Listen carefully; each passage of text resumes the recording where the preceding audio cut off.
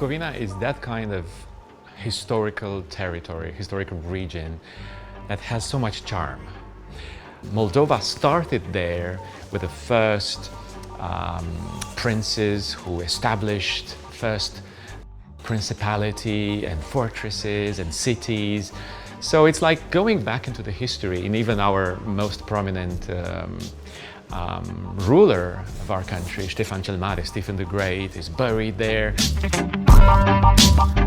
Bucovina, it's kind of those unique places that were isolated for a period of time, and they preserved their environment, their traditions so well.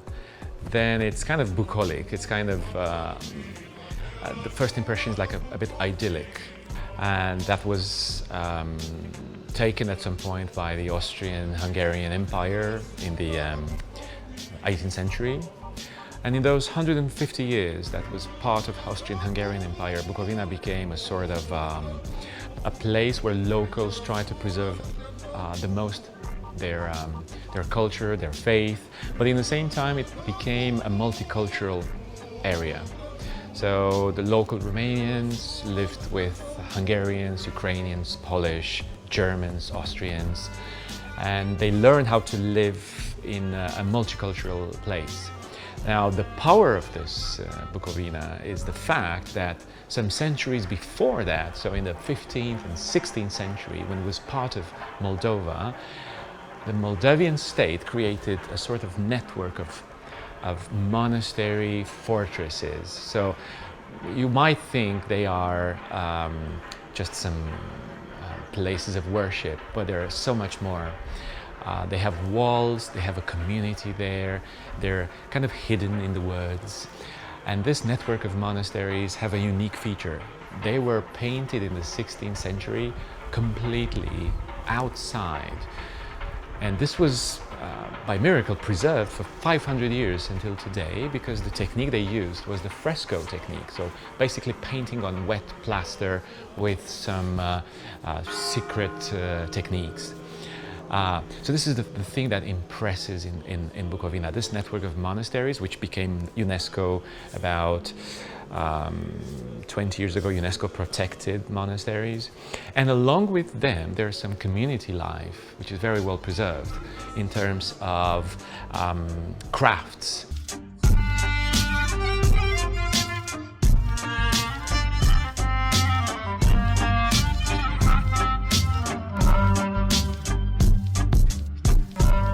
I believe the sewing of blouses, or even more impressive, the painting of eggs, which has to do with Easter, but they went on another level. So there are many museums of painted eggs, and people who even do it at home right now in a very artistic way, not just dipping them into the paint, but also designing and even being very creative, starting from traditions.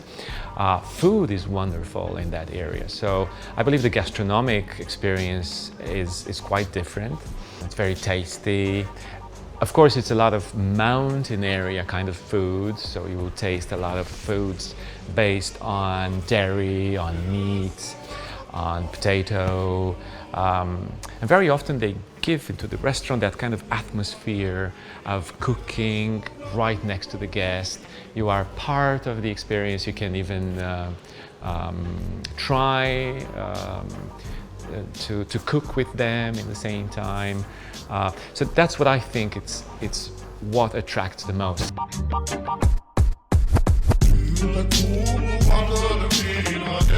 And I believe the Voronezh blue or the Last Judgment will be those unique features that impress all visitors.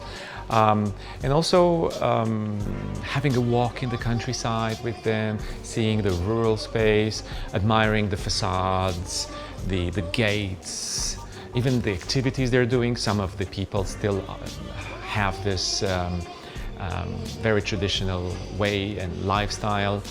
So it's a voyage of discovery, self-discovery, and identity discovery.